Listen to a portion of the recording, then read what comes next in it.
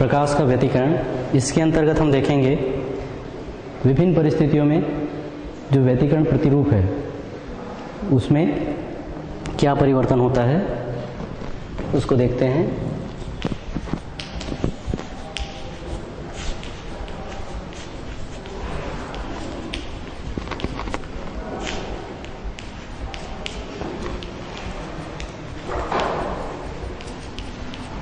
विभिन्न परिस्थितियों में व्यतिकरण प्रतिरूप में होने वाले परिवर्तन।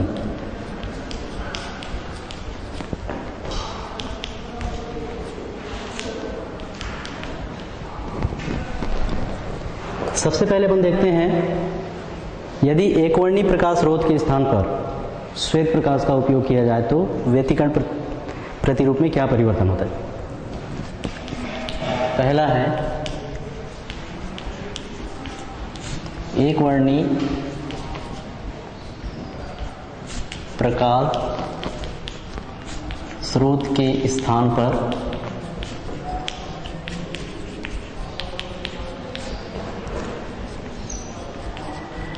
श्वेत प्रकाश का प्रयोग होने पर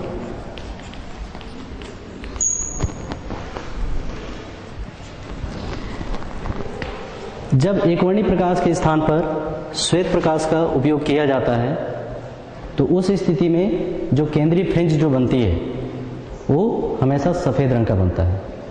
चाहे कोई भी प्रकाश हो, एकवर्णी प्रकाश हो या श्वेत प्रकाश हो, उस स्थिति में जो केंद्रीय फ्रिंज जो बनती है वो हमेशा श्वेत बनती है।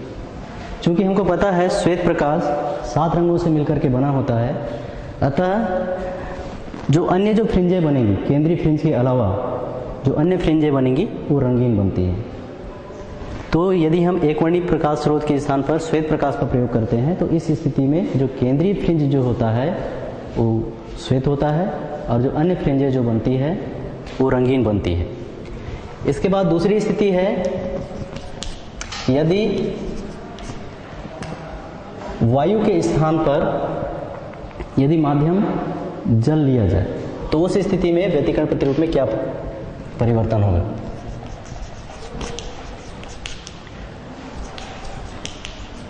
वायु के स्थान पर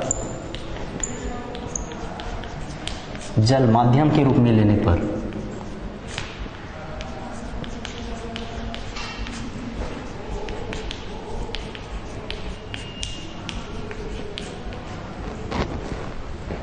यदि हम प्रयोग को वायु के स्थान पर जल वाले माध्यम में करते हैं तो उस स्थिति में यहाँ पर हमको पता है जो अपवर्तनांक जो होता है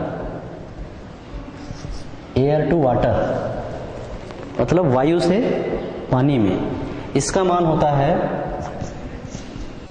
लैम्डा ए बटे लैम्डा डब्ल्यू। मतलब हवा से पानी का जो अपवर्तनांक जो होता है वह हवा में तरंग दैर्घ्य प्रकाश का और पानी में तरंग दैर्घ्य के अनुपात के बराबर होता है। और हमको ये भी पता है यहाँ पर कि ए म्यू डब्ल्यू, मतलब अपवर्तनांक पानी से हवा में, इसका मान हमेशा 1 से बड़ा होता है। A mu W is greater than 1। तो इस स्थिति में इसका मान कब बड़ा होगा, जब लैम्डा डब्ल्यू का मान लैम्डा ए के मान से कम होगा। तो इस स्थिति में A mu W is greater than 1, इसका मतलब ये होगा कि lambda W is less than, मतलब ये छोटा होगा लैम्डा ए के। अर्थात पानी में प्रकाश का जो तरंग दैर्घ्य है वह हवा में जो तरंग दैर्घ्य है उसके मान से कम होता है। और हमको ये पता है फ्रिंज चौड़ाई बराबर होता है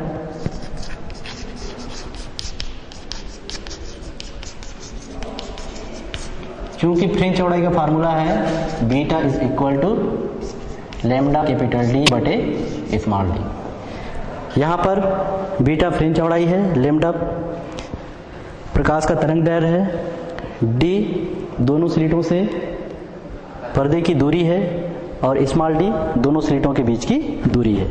यहाँ पर यदि स्मॉल डी और कैपिटल डी दोनों नियत हों तो उस स्थिति में यदि स्मॉल डी और कैपिटल डी नियत हों तो बीटा अनुक्रमानुपाती हो जाता है। यदि डी और स्मॉल डी दोनों नियत हो तो बीटा अनुक्रमानुपाती लैम्डा हो जाता है। या इसी को हम ऐसा भी लिख सकते हैं, बीटा का मान हवा में बटे बीटा का मान पानी में, ये बराबर होगा लैम्डा का मान हवा में बटे लैम्डा का मान पानी में। चूंकि अभी हम यहाँ पर देखे हैं लैम्डा डब्लू का मान छोटा होता है लैम्डा ए के मान से,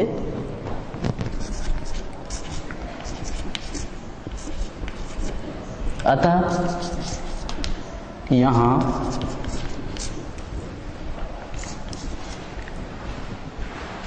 बीटा डब्लू का मान भी छोटा होगा बीटा ए से। इससे यह निष्कर्ष निकलता है कि यदि हम प्रयोग को वायु के स्थान पर जल में करते हैं तो उस स्थिति में जल में फ्रिंज की चौड़ाई हवा में फ्रिंज की चौड़ाई से कम होती है।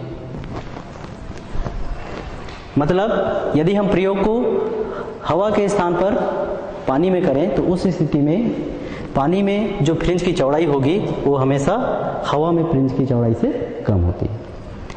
इसके बाद अपन देखते हैं तीसरी स्थिति।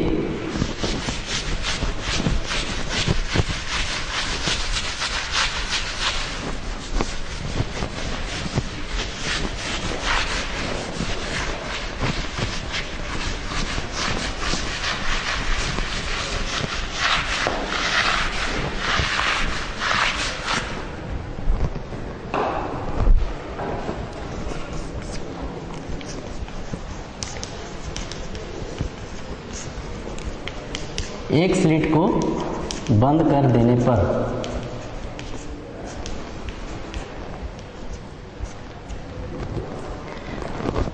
जब हम व्यतिकरण का प्रयोग करते हैं तो उस स्थिति में हम दो स्लिट लेते हैं, उसमें से यदि हम एक स्लिट को बंद कर देते हैं तो उस स्थिति में व्यतिकरण की घटना नहीं होती, हमको व्यतिकरण का प्रतिरूप प्राप्त नहीं होता।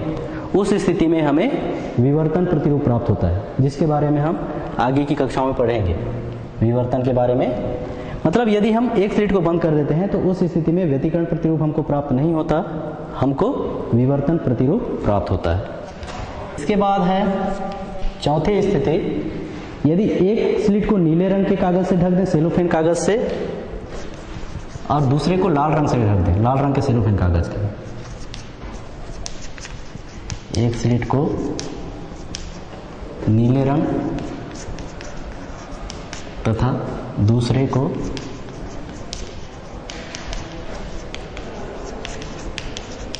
लाल रंग के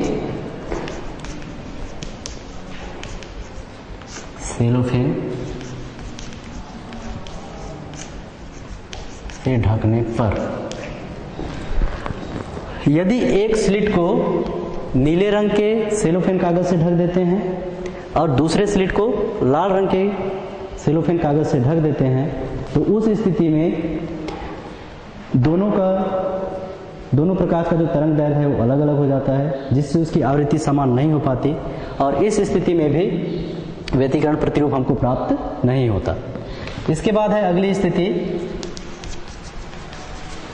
यदि स्मॉल डी जो कि दोनों स्लिटों के बीच की दूरी है, इसका मान प्रकाश के तरंग दैर्घ्य से कम हो जाए, अर्थात small D is less than lambda हो जाए, तो उस स्थिति में चूंकि हमारे पास फार्मूला है beta is equal to lambda capital D बटे स्मॉल डी। यहाँ पर यदि स्मॉल डी लैम्डा से छोटा हो जाए तो उस स्थिति में बीटा का मान बहुत बड़ा हो जाता है डी से। उस स्थिति में भी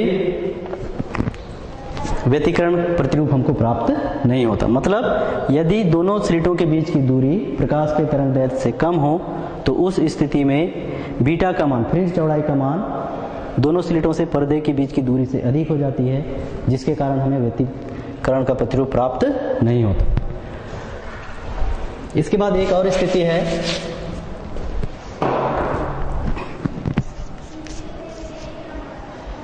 यदि एक स्लिट पूरा खुला रहे और एक स्लिट आंशिक रूप से खुला रहे, तो उस स्थिति में व्यतिकरण प्रतिरूप तो प्राप्त होता है, लेकिन उस स्थिति में उसका जो कॉन्ट्रास्ट कहते हैं, जिसको जो दिखाई देता है, वह स्पष्ट रूप से हमको दिखाई नहीं देता। यदि एक स्लिट पूरा खुला है और दूसरा स्लिट आंशिक रूप से खुला हुआ है, तो उस स्थिति में व्यतिकरण प्रतिरूप तो हमको मिलता है, लेकिन हमको उसका जो कॉन्ट्रास्ट जो है या स्पष्टता जो है वह पूर्ण रूप से प्राप्त नहीं होता।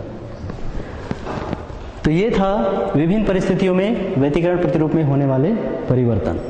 इसके बाद हम देखते हैं पतली फिल्मों का रंग।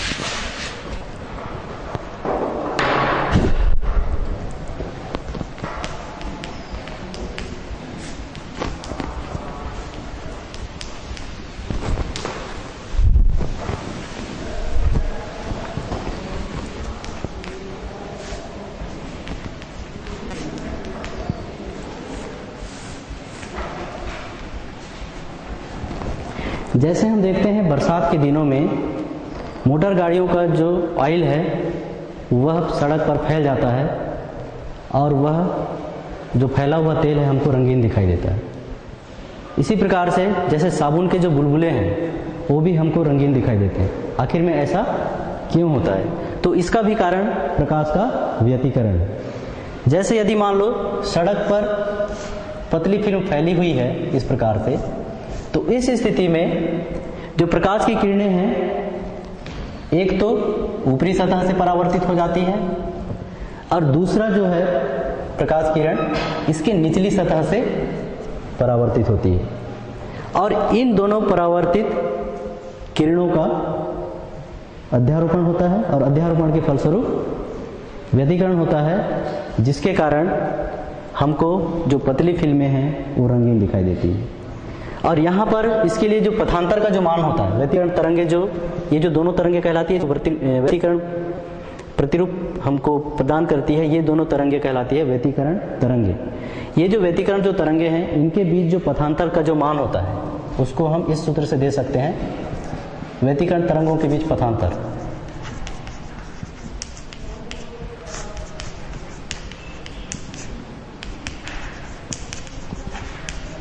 व्यतिकरण तरंगों के बीच पथांतर के सूत्र को हम ऐसे दे सकते हैं, del is equal to 2 mu T cos R, जहां डेल पथांतर है, म्यू अपवर्तनांक है, टी इस फिल्म की मोटाई है और आर अपवर्तन कोण है। तो यहां पर देखिए, यदि टी का मान फिल्म की मोटाई में परिवर्तन होगा तो उस स्थिति में पथांतर के मान में भी परिवर्तन होगा। यदि लैम्डा के मान में परिवर्तन होता है तो उस स्थिति में भी पथांतर के मान में परिवर्तन होता है। जब पथांतर के मान में परिवर्तन होता है तो उस स्थिति में अलग अलग जगहों से हम इस फिल्म को देखते हैं तो यह फिल्में हमें अलग अलग रंग की दिखाई देती है। तो इस प्रकार से ये पतली जो फिल्म है ये रंगीन दिखाई देती है। पतली फिल्म रंगीन दिखाई देने का मुख्य कारण ये है कि यहाँ पर दो सतह से परावर्तन होता है और उन परावर्तित किरणों का व्यतिकरण होता है, जिससे हमें फिल्में रंगीन दिखाई देती हैं। इसके बाद एक और है, व्यतिकरण की जो घटना है, प्रकाश के व्यतिकरण की जो घटना है वह ऊर्जा संरक्षण नियम के अनुकूल है। प्रकाश के व्यतिकरण की जो घटना है वह ऊर्जा संरक्षण के नियम के अनुकूल है। इसके बारे में भी देखते हैं अपन।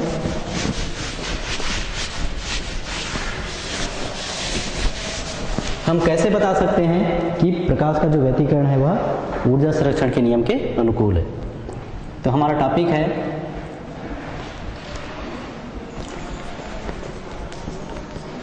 प्रकाश का व्यतिकरण ऊर्जा संरक्षण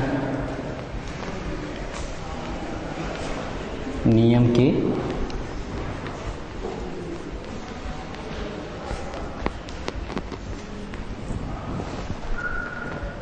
सबसे पहले अपन जानते हैं ऊर्जा संरक्षण का नियम क्या है। ऊर्जा संरक्षण के नियम के आधार पर क्या होता है, ऊर्जा न तो उत्पन्न की जा सकती है और न ही नष्ट की जा सकती, मात्र इसका रूप में परिवर्तन होता है। इसे हम ऊर्जा संरक्षण का नियम कहते हैं। तो यहाँ पर जो प्रकाश के व्यतिकरण की घटना है यह भी ऊर्जा संरक्षण के नियम का पालन करती है। जैसे देखिए यहाँ पर यदि दो प्रकाश तरंगे हैं जिनकी तीव्रता क्रमशः I1 और I2 है। पहले प्रकाश तरंग की तीव्रता I1 है, दूसरे प्रकाश तरंग की तीव्रता I2 है। तो उस स्थिति में यदि दोनों तरंगों में व्यतिकरण यदि नहीं होता तो इस स्थिति में यदि दोनों तरंगों में व्यतिकरण ना हो, यदि दोनों तरंगों में व्यतिकरण ना हो तो उस स्थिति में यदि ये दोनों तरंगे एक ही दिशा में गमन करें तो उस स्थिति में उनका जो परिणामी जो तीव्रता जो होगा वो होगा I के बराबर, और I बराबर हमको मिलेगा I1 प्लस I2। यदि दो तरंगे हैं जिनकी तीव्रताएं क्रमशः I1 और I2 है, यदि एक ही दिशा में गमन करती हैं और इन दोनों तरंगों का यदि व्यतिकरण नहीं होता तो उस स्थिति में इनका जो परिणामी जो तीव्रता जो होगा I, ये बराबर होगा I1 प्लस I2। अब यही दो तरंगे यदि एक दिशा में गमन करें और उनका व्यतिकरण हो तो उस स्थिति में क्या होगा, यहाँ पर देखते हैं यदि दोनों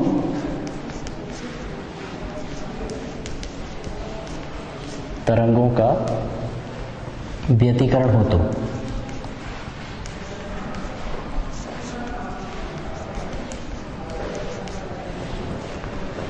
तो यदि दोनों तरंगों का व्यतिकरण होगा तो उस स्थिति में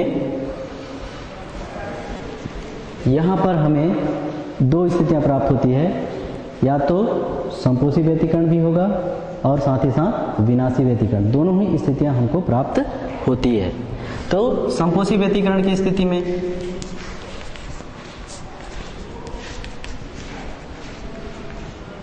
संपोषी व्यतिकरण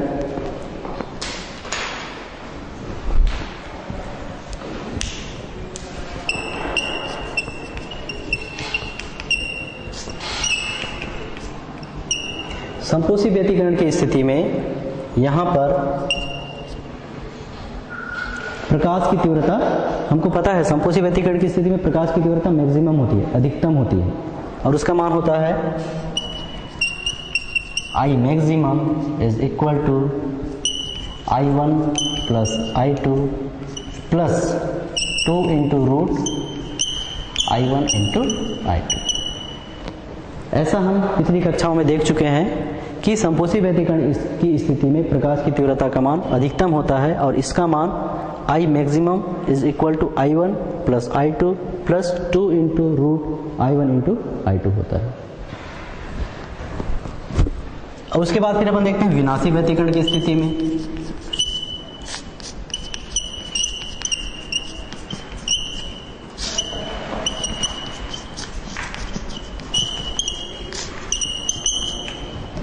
विनाशी व्यतिकरण की स्थिति में प्रकाश की तीव्रता न्यूनतम होती है और उसको हम लिखते हैं I minimum is equal to I1 plus I2 minus 2 into root I1 into I2। तो इस स्थिति में यदि दोनों तरंगों का व्यतिकरण होता है तो उस स्थिति में हमें संपोषी व्यतिकरण के लिए I मैक्सिमम का मान I1 plus I2 plus 2 into root I1 into I2, और विनाशी व्यतिकरण की स्थिति में I minimum is equal to I1 plus I2 minus 2 into root I1 into I2 प्राप्त होता है। तो व्यतिकरण की स्थिति में यहाँ पर इसकी जो औसत तीव्रता जो होगी, व्यतिकरण की स्थिति में औसत तीव्रता को हम I एवरेज AV से लिखते हैं। एवरेज का मतलब होता है औसत, I AV से दर्शाते हैं और I AV is equal to होगा अधिकतम तीव्रता और न्यूनतम तीव्रता दोनों का औसत। तो ये मिलता है हमको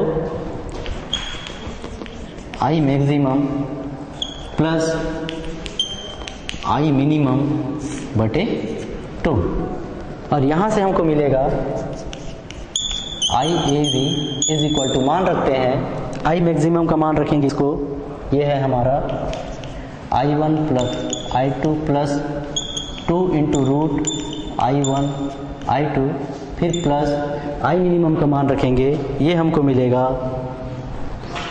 I1 plus I2 minus 2 into root I1 I2 पूरे का बटे 2। तो यहाँ पर देखिए 2 इंटू रूट I1 I2 और 2 इंटू रूट I1 I2, ये ऋणात्मक है और ये धनात्मक है, ये दोनों आपस में कैंसिल हो जाएंगे और हमको प्राप्त होगा I AV is equal to 2 into I1 plus I2 पूरे का बटे 2। I1 से I1 को जोड़ेंगे तो 2I1, फिर I2 से I2 को जोड़ेंगे तो 2I2, 2 कॉमन निकलेगा। तो इस प्रकार से हमको I एवरेज इक्वल टू ये प्राप्त होगा और लास्ट में I एवरेज इक्वल टू हमको मिल जाता है I1 प्लस I2। ये मान लो दूसरा समीकरण। तो समीकरण 1 और 2 से देखते हैं हम, यहाँ पर समीकरण 1 और 2 दोनों में I is equal to I1 plus I2 है और यहाँ पर व्यतिकरण की स्थिति में भी I AV is equal to I1 plus I2 है, अर्थात यहाँ पर प्रकाश का व्यतिकरण ऊर्जा संरक्षण के नियम के अनुकूल है।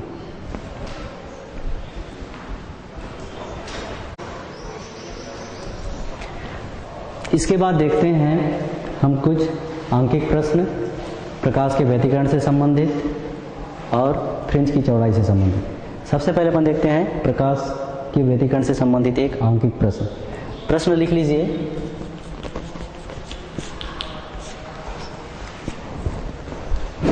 दो कला संबंध स्रोतों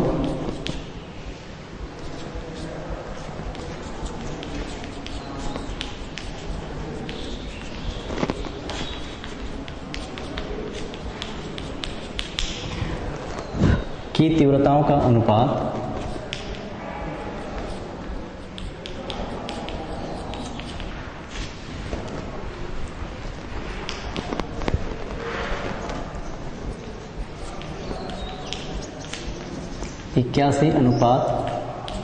/1 है। दो कला संबंध स्रोतों की तीव्रताओं का अनुपात 81:1 है। इनमें प्राप्त व्यतिकरण फ्रिंजों की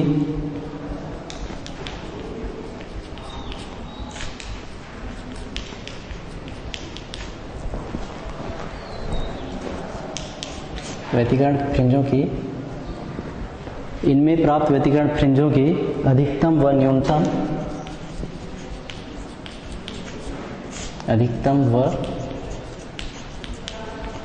न्यूनतम तीव्रताओं का अनुपात ज्ञात कीजिए।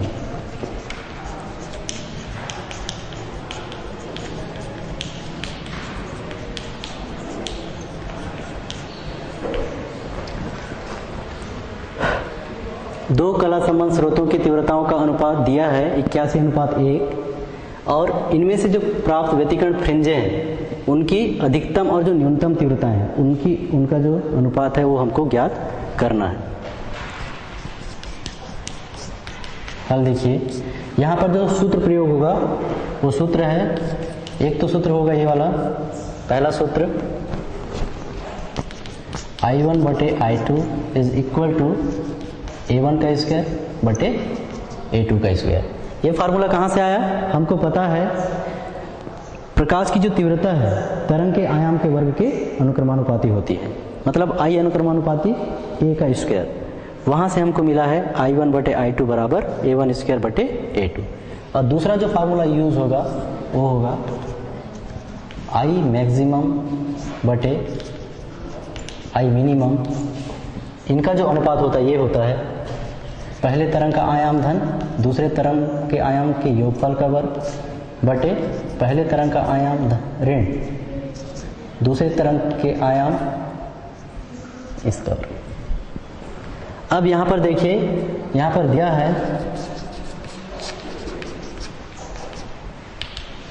I1 बटे I2 का मान 81 बटे 1 है। अतः हमको यहाँ प्राप्त हो जाता है सूत्र से I1 बटे I2 बराबर A1 का स्क्वायर बटे A2 का स्क्वायर। इस सूत्र से हमको यहाँ प्राप्त होगा A1 का स्क्वायर बटे A2 का स्क्वायर बराबर मिलेगा 81 बटे 1। या इसी को हम आगे लिख सकते हैं A1 बटे A2 पूरे का स्क्वायर बराबर, इसको लिख सकते हैं 9 का वर्ग है, इस प्रकार से।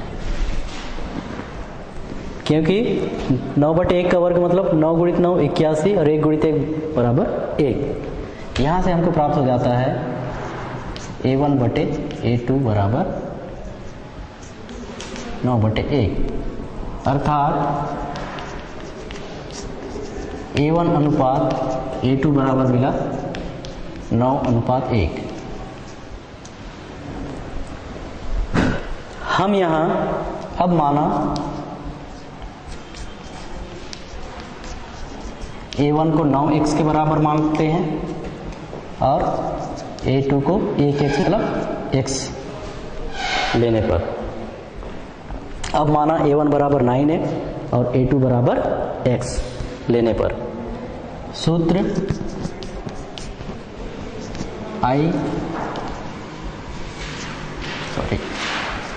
I मैक्सिमम बटे I minimum A1 plus A2 पूरे का वर्ग बटे A1 माइनस A2 पूरे का वर्ग से। इस सूत्र से देखते हैं I मैक्सिमम बटे I minimum is equal to A1 plus A2 पूरे का वर्ग बटे A1 माइनस A2 पूरे का वर्ग। इस फार्मूले से देखते हैं आगे।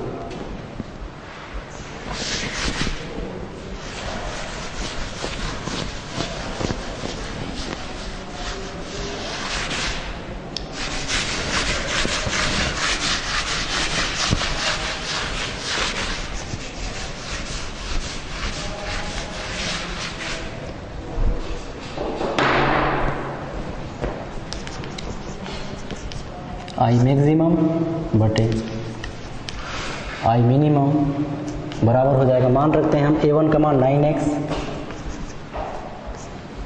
प्लस A2 का मान x पूरे का वर्ग बटे 9x माइनस x पूरे का वर्ग। यहाँ से हमको मिल जाएगा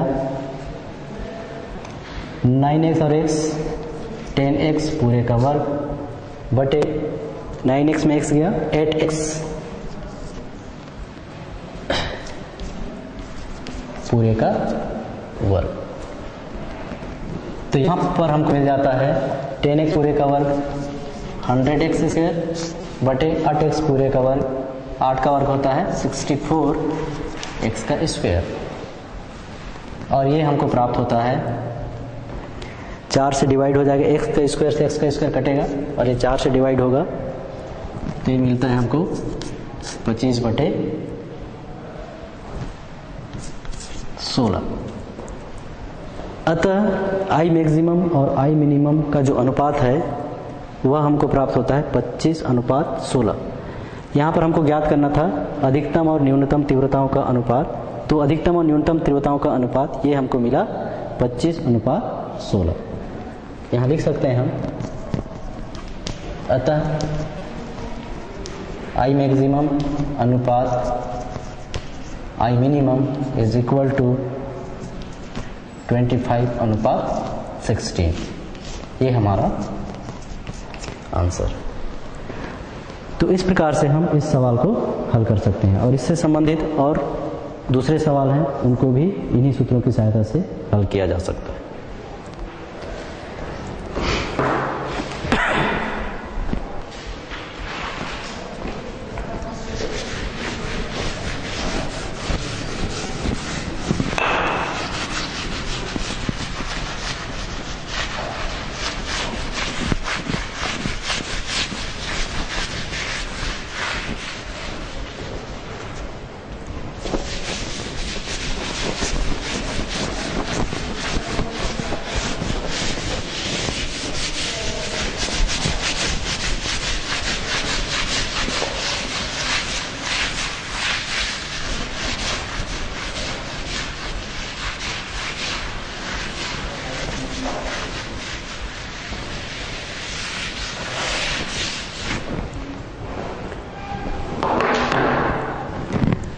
अब कुछ प्रश्न फ्रिंज की चौड़ाई से देखते हैं, जिसमें से एक प्रश्न है, इसको लिखिए। यंग के द्विस्लिट प्रयोग में दो स्लिटों के बीच की दूरी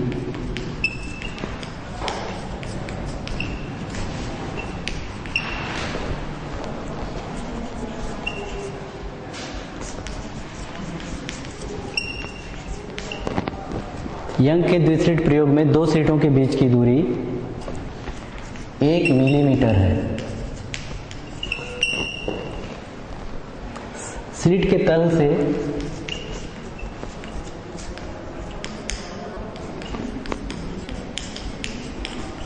पर्दे की दूरी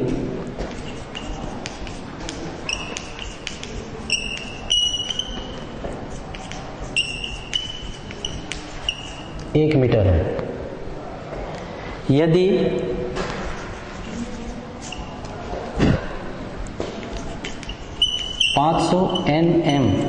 एनएम का मतलब होता है नैनोमीटर। यदि 500 नैनोमीटर तरंग दैर्घ्य के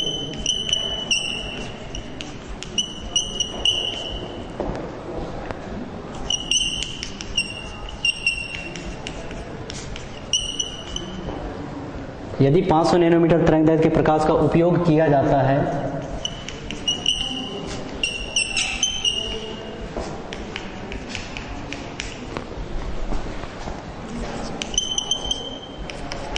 तो फ्रिंज चौड़ाई ज्ञात कीजिए।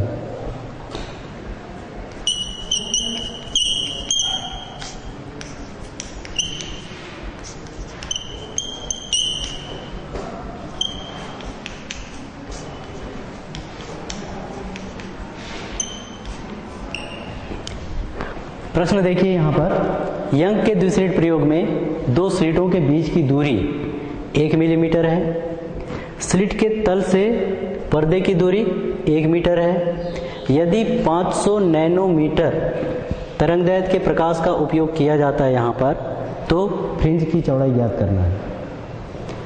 जब भी हम कोई न्यूमेरिकल हल करते हैं या कोई आंकिक प्रश्न हल करते हैं तो उसमें एक चीज़ का विशेष ध्यान रखना होता है, जितने भी जो फिजिकल क्वांटिटीज़ हैं यहाँ पर, उनके मानों को हम एक ही मात्रक में पहले कन्वर्ट कर लेते हैं। यहाँ पर देखिए, दो स्लिटों के बीच की दूरी को 1 मिलीमीटर में दिया है।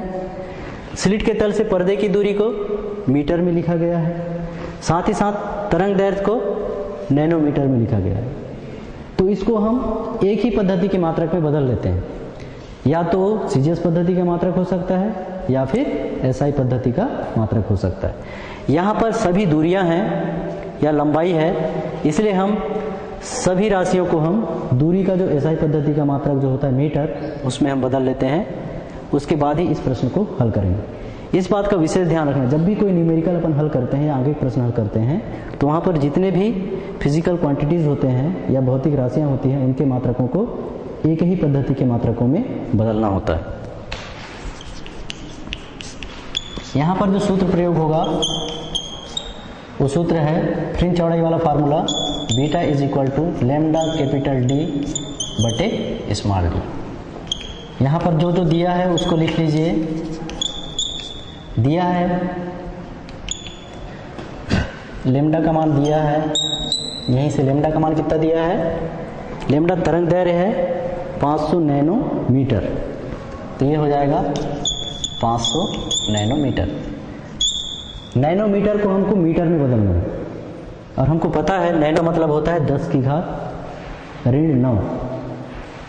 नैनो का अर्थ होता है 10 की घात ऋण 9। उसी प्रकार जैसे मिली होता है, मिली का अर्थ होता है 10 की घात ऋण 3। माइक्रो जो होता है उसका मतलब होता है 10 की घात -6। जैसे सेंटीमीटर बोलते हैं तो उसमें से जो सेंटी जो होता है उसका मतलब होता है 10 की घात -2। तो उसी प्रकार से यहाँ पर लेमडा इज इक्वल टू दिया है 500 नैनोमीटर। इसको हम लिख सकते हैं 500 इंटू नैनो को बदल देते हैं 10 टू पावर -9 और ये मीटर में बदल गया। इसके बाद कैपिटल डी का मान निकालते हैं। कैपिटल डी बराबर दिया है, कैपिटल डी मतलब क्या है, ये दोनों स्लिटों से पर्दे की दूरी। तो दोनों स्लिटों से पर्दे की दूरी, यहाँ पर देखिए पर्दे की दूरी दिया है 1 मीटर, तो ये मीटर में दिया है, इसको और बदलने की आवश्यकता नहीं है, तो ये 1 मीटर हो गया। उसके बाद स्मॉल डी का मान देखिए। स्मॉल डी क्या है, दोनों स्लिटों के बीच की दूरी। तो दो स्लिटों के बीच की दूरी यहाँ पर दिया है 1 मिलीमीटर। 1 मिलीमीटर, इसको भी हम मीटर में बदल देते हैं। जैसे मैं अभी बताया, मिली का अर्थ होता है 10 की घात ऋण 3। मिली का मतलब होता है 10 की घात ऋण 3 और 10 की घात ऋण 6 होता है माइक्रो। तो 1 इंटू 10 टू पावर -3 मीटर। और हमको जो ज्ञात करनी है वो राशि है बीटा का मान। अब सूत्र में मान रखते हैं।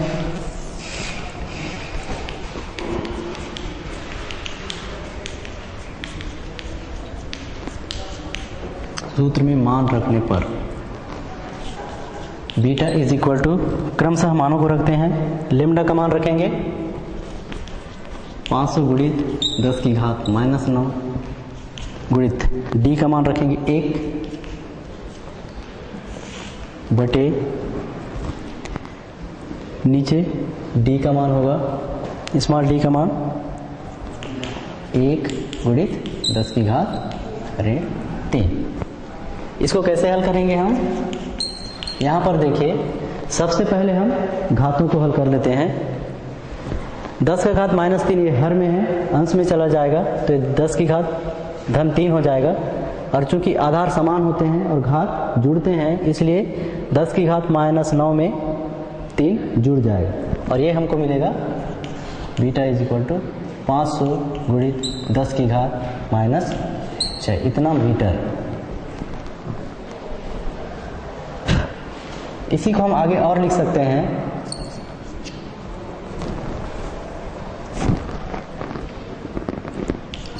बीटा बराबर, यदि हम यहाँ पर इन दोनों शून्य को हटाएं तो ये 100 का गुणांक है। 5 में 100, 5 गुणित 100 करने पर हमको 500 मिलता है, तो ये 5 गुणित 10 की घात 2 हो जाता है, गुणित 10 की घात -6 है, तो यहाँ से हमको मिल जाएगा।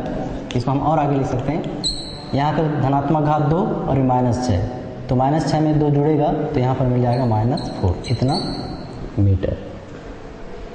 या इसी को यदि हम मिलीमीटर में लिखना चाहें, इसी को यदि हम मिलीमीटर में लिखना चाहें तो मिलीमीटर में क्या हो जाएगा, इसको मिली बनाते हैं तो मिली के लिए क्या हो जाएगा, हमको 10 टू पावर -3 रखना पड़ेगा। और जब ये 10 टू पावर -3 होगा तो यहाँ पर 10 टू पावर -1 बचता है, तो -1 बचता है। तो उस स्थिति में यहाँ पर जो दशमलव जो होता है, हमको पता होना चाहिए दशमलव किसी भी पूर्ण अंक के सबसे अंत में होता है।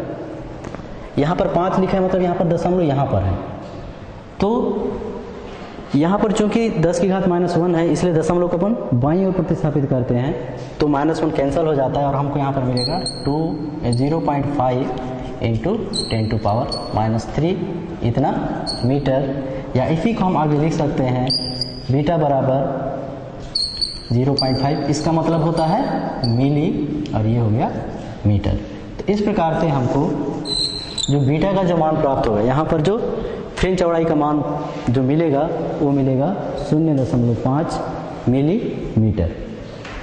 तो यहाँ पर लिखे हैं मिलीमीटर। यदि हम इसको लिखना चाहते तो इसको क्या लिख सकते थे, 500 माइक्रोमीटर। यहाँ पर लिखते तो हम इसको 500 माइक्रोमीटर लिख सकते हैं। मिली में लिखे हैं इसलिए 0.5 मिलीमीटर। तो इस प्रकार से हमें मात्रकों में बदलने आना चाहिए।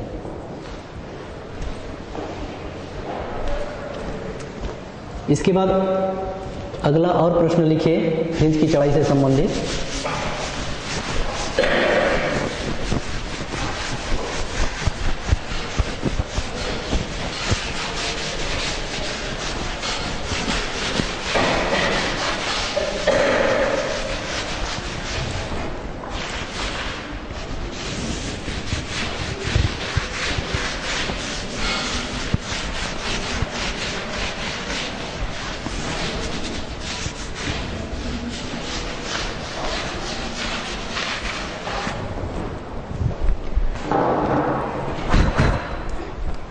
अगला प्रश्न है यंग के द्विस्लिट प्रयोग में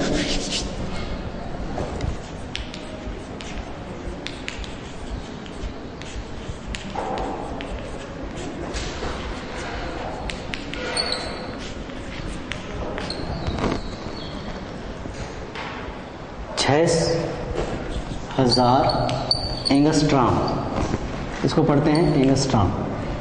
यंग के द्विस्लिट प्रयोग में 6000 एंगस्ट्रॉम तरंग दैर्घ्य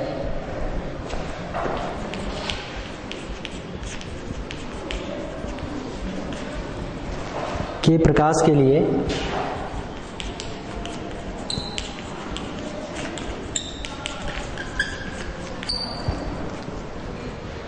स्लिटों से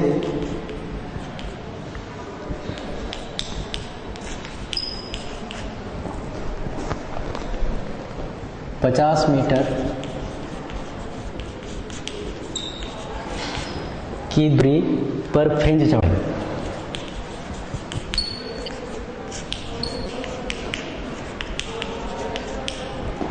ये दिया है 0.048 इतना मीटर, सॉरी सेंटीमीटर है, इतना सेंटीमीटर है।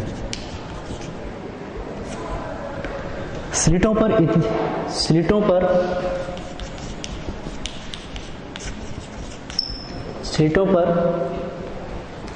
उतनी ही दूरी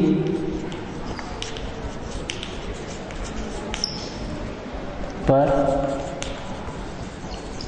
5000 एंगस्ट्रॉम तरंग दैर्घ्य के प्रकाश के लिए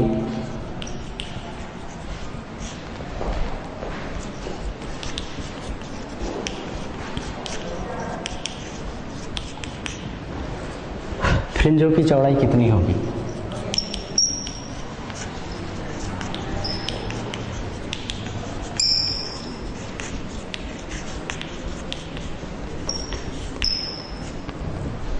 यंग के द्विस्लिट प्रयोग में 6000 एंगस्ट्रॉम तरंग दैर्घ्य के प्रकाश के लिए स्लिटों से 50 मीटर की दूरी पर फ्रिंज चौड़ाई 0.048 सेंटीमीटर है। स्लिटों पर उतनी ही दूरी पर 5000 एंगस्ट्रॉम तरंग दैर्घ्य के प्रकाश के लिए फ्रिंजों की चौड़ाई कितनी होगी। तो यहाँ पर जो प्रयोग होगा वो सूत्र है फ्रिंज चौड़ाई वाला formula beta is equal to lambda capital D बटे स्मॉल डी। यहाँ पर देखिए स्थिति वही है, जो प्रयोग हो रहा है वहाँ पर स्थिति वही है। दूरी जो दिया है सेम उतनी ही दूरी पर है। कितनी दूरी पर यहाँ पर दिया है, 50 मीटर की दूरी पर। इसलिए यहाँ पर d और जो स्मॉल d है ये दोनों कांस्टेंट हैं। तो कांस्टेंट होने की वजह से बीटा अनुक्रमानुपाती लैम्डा हो जाएगा, क्योंकि यहाँ लिख सकते हैं चूंकि d और स्मॉल d नियत है। अतः इससे हमको मिल जाता है यहाँ पर बीटा 1 बटे बीटा 2 बराबर लैम्डा 1 बटे लैम्डा 2। बीटा 1 मतलब पहली स्थिति में फ्रिंज चौड़ाई और बीटा 2 मतलब दूसरी स्थिति में फ्रिंज चौड़ाई, जिसका मान हमको ज्ञात करना है। लैम्डा 1 का मान पहली स्थिति में 6000 एंगस्ट्रॉम दिया है और दूसरी स्थिति में 5000 एंगस्ट्रॉम दिया है। तो यहाँ पर लिख सकते हैं अपन, दिया है beta 1 is equal to 0.048 centimetre, lambda 1 का मान दिया है 6000 एंगस्ट्रॉम और लेमडा 2 का मान दिया है 5000 एंगस्ट्रॉम और हमको ज्ञात करना है बीटा 2 का मान। तो यहाँ पर जब अनुपातिक जो प्रश्नों को हल करते हैं वहाँ पर जो यूनिट्स है उसको बदलने की आवश्यकता नहीं होती, यहाँ पर अपन डायरेक्ट हल कर सकते हैं। तो मान रखने पर बीटा 1 का मान हो जाएगा 0.048 बटे बीटा 2 का मान ज्ञात करना है बराबर 6000 बटे 5000। तो यहाँ से हमको मिलेगा beta 2 is equal to 0.048 into 5000 बटे 6000। जब इसको हल करेंगे तो इस प्रकार से ये हो जाता है, 6 से डिवाइड हो जाएगा, beta 2 is equal to 0.08 into 5 और ये हमको मिलेगा बीटा 2 इज इक्वल टू 0.04। चूँकि फ्रिंज चौड़ाई है, इसका मात्रक मीटर होता है, सेंटीमीटर में है यहाँ पर, सॉरी ये सेंटीमीटर में है इसलिए इतना सेंटीमीटर, ये हमारा आंसर है। बीटा 2 का मान मिलेगा 0.040 सेंटीमीटर। धन्यवाद।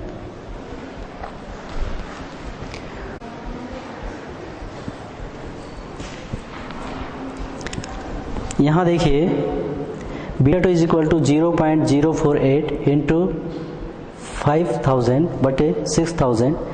यहाँ पर 6 से जब डिवाइड करेंगे 0.048 से तो यहाँ पर हमको मिलेगा 0.008 इंटू 5।